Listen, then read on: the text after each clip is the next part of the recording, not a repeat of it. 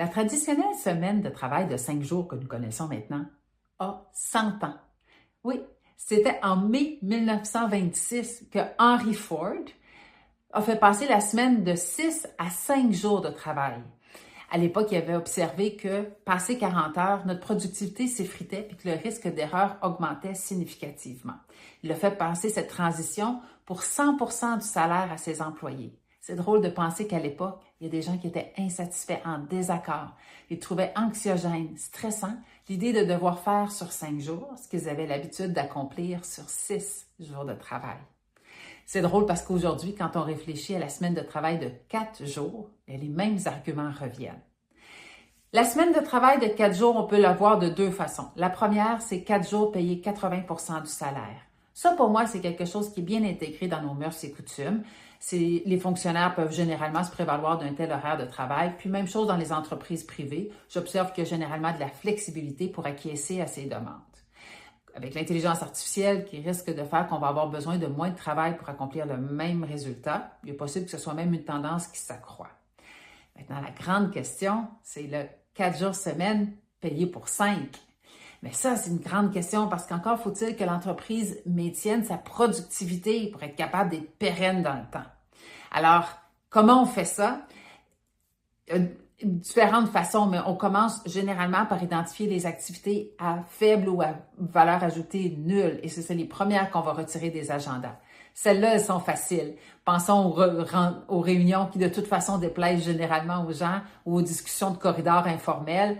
Donc, on va commencer par les retirer. Mais ensuite arrive un vrai boulot d'analyse parce qu'on va devoir identifier les activités à faible valeur ajoutée, s'assurer de les retirer au profit des activités à très haute valeur ajoutée. C'est qu'on va devoir combler les agendas des employés qu'avec des activités à très haute valeur ajoutée. Et c'est difficile parce que celles qu'on va devoir retirer, elles plaisaient à quelqu'un.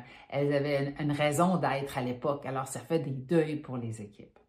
Il va falloir aussi que les gestionnaires s'habituent parce que là, elles ou ils vont gérer des équipes qui sont particulièrement occupées. On ne fait pas ça de la même façon qu'on gérait des équipes habituellement. Maintenant, pour ou contre la semaine de travail de 4 jours payée pour 5, il y a des études qui démontrent que les employés peuvent maintenir leur productivité, même chose pour les entreprises, et que ça vaut la peine. J'ai en tête ici une étude qui a été conduite au Royaume-Uni en 2023. Ce fut un projet pilote qui s'est déroulé sur 6 mois. Les grandes conclusions, c'est que les employés étaient très satisfaits, facilitation de la consolidation vie personnelle, professionnelle, réduction de l'absentéisme. Et oui, les entreprises avaient maintenu leur productivité. Maintenant, ceux qui sont de l'autre école de pensée vous diront, OK, à court terme, on peut courir plus vite quand on court moins longtemps. C'est vrai. Mais encore faut-il se rappeler, nous avions un petit peu oublié que c'était la semaine de travail de 5 jours. On avait oublié qu'on avait déjà travaillé 6 jours semaine. Alors, ça fait partie de l'histoire. Même chose, juste avant de partir en vacances, pensons-y, là, on a une énergie herculéenne pour tout terminer avant notre départ.